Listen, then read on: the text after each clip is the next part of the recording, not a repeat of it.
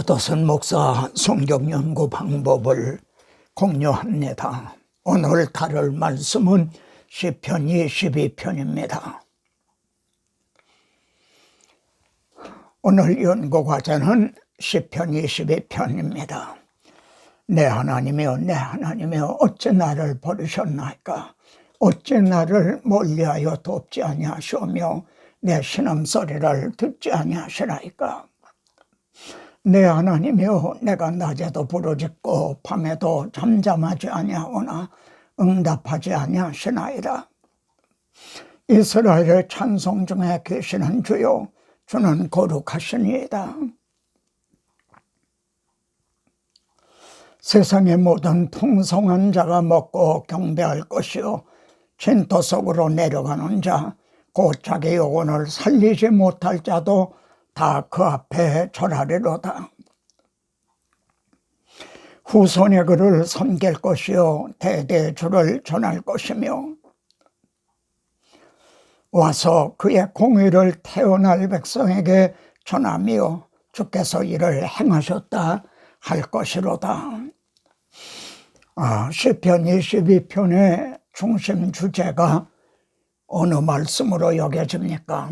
시편 22편은 이사야 53장과 함께 메시아 예언으로 아주 유명한 말씀이고 잘 알려진 말씀입니다. 그래서 설명을 드리지 않아도 잘 아실 그런 말씀입니다. 여기 보면은 내 수족을 찔렀나이다. 우리 주님을 십자가에 못 박아 이제 죽였죠. 그런데 여기에서는 구원하셨나이다 이렇게 말씀을 합니다. 그러니까 우리 주님은 십자가에 달려 죽으신 것만이 아니라 사망 권세를 이기고 부활하셨다는 말씀이죠. 그래서 16절과 21절에서 내 수족을 찔렀나이다. 그러나 구원하셨나이다. 이것이 시편 22편의 중심점이고 22편을 통해서 말씀하시려는 중심 주제이죠. 자, 우리 그리스도는 성경대로 그리스도께서 우리 죄를 위하여 죽으시고 성경대로 사흘 만에 다시 살아나셨다. 예수는 우리가 범죄한 것 때문에 내줌이 되고 우리를 의롭다 하시기 위하여 살아나셨나니라. 주님은 우리 죄를 위하여 대속 제물만이 되주신 것이 아니라 다시 살아나셨다고 말씀합니다. 로마서 8장에서도요. 누가 정죄하리요? 우리 죄를 대신해서 죽으실 뿐 아니라 다시 살아나신 이는 그리스도 예수시니 그는 하나님 우편에 계신 자요 우리를 위하여 간구하시는 자시니라. 자, 시편 22편을 몇 단으로 나누셨나요? 여기 보면은 하나님이 어찌하여 나를 버리셨나이까 구하소서. 그런데 여기서는 구원하셨나이다 이렇게 말씀을 합니다. 그래서 여기서 단원을 나누게 되는 거죠. 또 여기 겸손한 자는 먹고 배부를 것이며 하고 주제가 이렇게 바뀌는 것을 보게 됩니다. 그리고 대대 주를 전할 것이며 백성에게 전하며 그럽니다. 그래서 저는 여기에서 또 하나 단원을 나눠서 22편을 세 단원으로 나누어서 전하는 것이 아주 효과적이겠다. 이처럼 단원을 나누는 이유는요, 좀 더 조리 있게 증언하기 위해서죠. 자, 단원의 제목을 어떻게 정하면 될까요? 하나님이 어찌 나를 버리셨나이까? 엘리 엘리 라마 사박다니. 구하소서 그랬는데 여긴 구원하셨나이다. 그래서 구원이라고 이제 제목을 붙일 수가 있죠. 그러니까 죽으시고 부활하셨다. 그리고 대대의 주를 전할 것이며 백성에게 전하며, 주님이 하나님의 아들의 우리 죄를 위하여 죽으시고 사망 권세를 이기고 부활하셨다는 이 점을 대대에 전한다. 그러니까 전파라, 이렇게 단원의 제목을 붙일 수가 있습니다. 하나님의 아들 그리스도께서 우리 죄를 위하여 죽으시고 다시 살아나신 예수 그리스도, 이렇게 우리 대신 정죄를 받으시고요. 그러나 죽으신 것만이 아니라 다시 살아나시고요. 그래 우리는 너는 내 증인이 되라 하신 대로 이를 증언하고 전파하는 자로 이렇게 세움을 받았죠. 22편은 죽으시고 다시 살아나신 예수 그리스도, 나를 사자의 입에서 구하소서 나를 구원하셨나이다. 주의 행사를 대대 전하리로다. 하나님께서 자기 아들을 우리들의 대속제물로 내어주셔서 이렇게 우리를 구원해 주셨다는 하나님의 행하신 일을 대대 전하리라, 이렇게 말합니다. 여러분, 제가 설명을 하지 않더라도 자막을 보시면서 이제 이해하시기 바랍니다. 시편에 나타난 갈보리, 그때 그 무리들이 예수님 못 박았네, 녹슨 세계의 그 못으로 망치 소리 내 맘을 울리면서 들렸네. 그 피로 내 죄 씻었네. 비웃는 무리들 주님 옷 벗긴 후에 주님 몸 깊이 찔렀네. 귀중한 그 목의 피 나를 위해 흘렸네.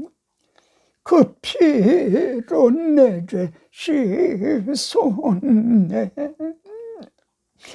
지나가는 무리들은 내가 만일 하나님의 아들이거든 십자가에서 내려오라, 그러면 우리가 보고 믿게 하겠노라.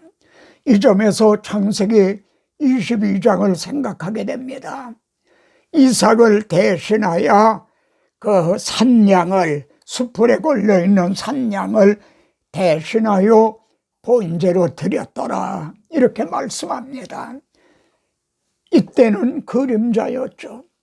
그러나 우리 주님을 십자가에서 내려놓고 대신 드려줄 다른 번제가 하나님에게는 없었던 거죠.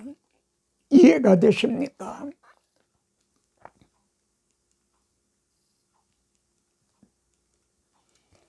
주여 저들의 죄를 용서하여 주소서. 주님 눈물로 기도했네. 귀중한 그 보배 피 나를 위해 흘렸네. 그 피로 내 죄 씻었네. 너희는 내 증인이 되라 하셨어요. 증인이 증인 사명을 감당하게 하기 위해서 구약 성경을 미리 기록하게 하셨죠. 그리고 우리에게 주셨어요. 또 성령님이 우리에게 오셨어요. 그래서 구약 성경에 하나님의 언약하시고 예언하시고 예표와 그림자로 보여주신 걸 파라트템이 둘을 나란히 놓는 거죠. 하나님이 예언하신 것과 예수님에게서 성취된 것 둘을 나란히 놓는 것. 봐라, 예수가 그리스도시가 아니냐. 성경대로 우리 죄를 위하여 죽으시고 구약 성경에 말씀한 대로 다시 살아나셨다. 이렇게 하라고 증인들을 세우신 거죠. 오늘날 우리들은 이렇게 하고 있는가요?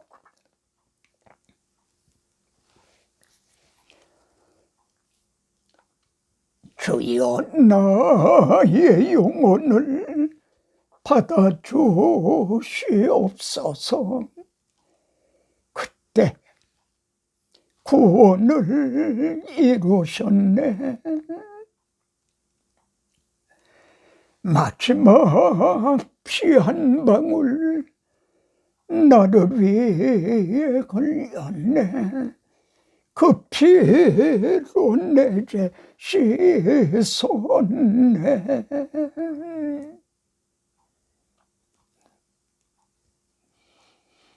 모든 내 머물러 예수 내 구주 새벽 기다렸네. 예수 내 주 사셨네. 사셨네. 예수 다시 사셨네. 만일 그리스도께서 우리 죄를 위하여 죽으시고 다시 살아나신 일이, 부활하신 일이 없으시다면 어떻게 되죠? 너의 믿음도 헛되고, 예를 들어 우리들의 죄값을 대속하기 위하여 빚을 갚으러 가셨던 분이 붙들려서 돌아오시지를 못한다. 그러면은 우리들의 죄가 해결이 되지 않았다는 거죠. 믿음도 헛되고 여전히 죄 가운데 있고 잠자는 자도 망하였으리라. 예수를 믿다가 이제 먼저 간 죽은 사람들도 소망이 없다는 거죠. 주님이 부활하시지 못했는데 예수 믿는 그들이 부활할 수가 있나요? 그런데 말입니다. 믿음도 헛되고 여전히 죄 가운데 있다는 것은 신약의 성도들만 그런 게 아닙니다. 구약의 성도들의 믿음도 헛되고 구약의 성도들의 죄도 해결이 안 됐다는 거예요. 왜냐하면 구약시대에 양이나 송아지로 드린 속죄제는 그림자였거든요. 그것으로는 죄가 해결이 되지 않거든요. 그래 주님이 실체가 대속제물이 되주시지 않았다면 또 잠자는 자도 망하였으리라. 아브라함도 이삭도 야곱도 모세도 그분들도 소망이 없다는 거죠. 우리 주님의 십자가 그리고 부활은 신구약 성경의 가운데 우뚝 서 있는 이 중심점이라는 거.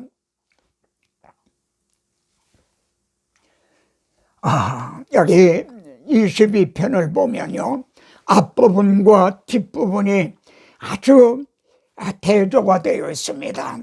이제는 너의 때요 어둠의 권세로다. 앞부분은요 어둠의 권세예요.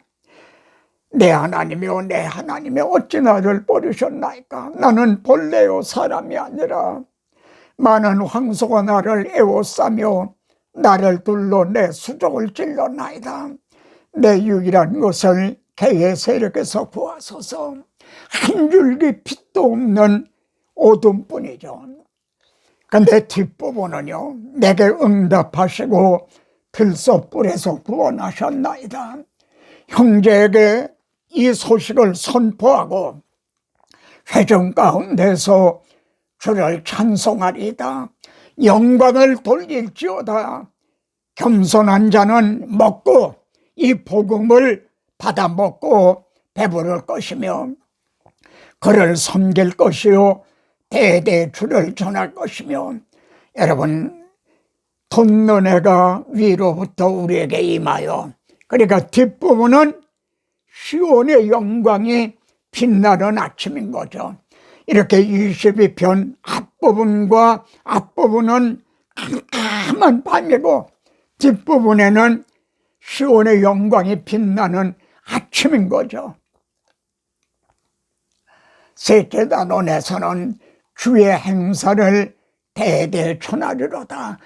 하나님의 행해 주신 일, 하나님의 독생자 예수 그리스도가 우리들을 위해서 행해 주신 일, 그 위에 성령님이 오셔서 행하시는 일, 겸손한 자는 먹고 배부를 것이며 왜 예수를 믿지 않나요? 교만해서 그래요. 심령이 강팍해서 그래요. 예수 믿는 사람들을 겸손한 자는 먹고 배부를 것이며 너희가 어린아이들과 같지 아니하면, 주님은 이 점을 이렇게 말씀을 하셨죠. 여호와를 찾는 그는 그를 찬송할 것이라. 너의 마음은 영원히 살지어다. 땅의 모든 끝이 여호와를 기억하고 돌아오며 모든 나라의 모든 족속이 주 앞에 예배하려니. 구약 성경 시편 22편에 보세요. 모든 나라 모든 족속이 주님 앞에, 이방인들도 돌아오게 될 걸 말이죠. 말씀하고 있어요. 후손이 그를 섬길 것이요 대대에 주를 전할 것이며 와서 그의 공의를 태어날 백성에게 전하며 주께서 이를 행하셨다 할 것이미로다. 22편에서 증인들이 행해야 될 일이 무엇이죠? 하나님이 행해 주신 걸 선포하는 일입니다. 듣든지 아니 듣든지 선포하는 거예요. 여러분, 선포는요 캐리그마예요. 설득을 시키는 게 아니에요. 근데 오늘날은 너무 설득을 시키려고만 그래요. 선포하는 거예요. 그때 성령님이 역사해 주시는 거예요. 그리고 찬송하고 영광을 돌리고 사망에서 생명으로 돌아오고 복음을 받아먹고 배부르고요. 그리고 일을 행하셨다 증언을 하는, 이것이 그리스도의 증인들이 행해야 될 일이죠. 다시 한번 시편 22편의 중심점은요, 사자 입에서 구하소서. 우리 주님이 우리 대신 죽어주셨어요. 그런데 구원하셨나이다. 죽으신 것이 끝이 아니라 사망 권세를 이기고 부활하셨다는 것, 이것이 22편의 중심점이고 복음의 핵심이에요. 성경대로 우리 죄를 위하여 죽으시고 장사 지낸 바 되었다가 성경대로 살아나셨다. 그래서 우리가 행해야 될 일을, 내가 주의 이름을 형제에게 선포하고 회중 가운데서 저를 찬송하리이다. 시편 22편에서 선포하고 찬송하리이다. 이 말씀을 신약성경 히브리서에서는 인용을 했어요. 함께 읽어보겠습니다. 내가 주의 이름을 형제들에게 선포하고, 교회에서 강단에서 이걸 선포한다는 거죠. 그리고 내가 주를 교회 중에서 찬송하리이다. 이 말씀을 받은 성도들과 함께 찬양한다는 거죠.